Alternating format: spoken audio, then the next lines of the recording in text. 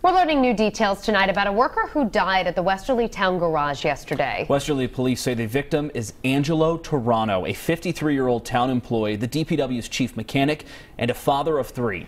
We were at the scene last night, and after a preliminary investigation, the police chief says a tractor-trailer driver, also a town employee, brought an 18-wheeler to the DPW because he believed there was an issue with the brakes. Toronto and the driver were discussing that issue on the passenger side of the truck, and then police say the driver got back in the cab and started to move the tractor-trailer.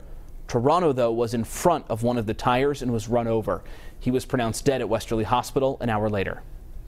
He was bending down under the truck at the time when the truck began moving forward, which would have knocked him, and then he went down and it went over his chest area. Why was the mechanic back under the vehicle at the time the vehicle was moving? That's the question we're all asking, and I don't know that our investigation will ever reveal that. You probably won't find a bad word said about him. I went to school with him. I knew him. I know his family.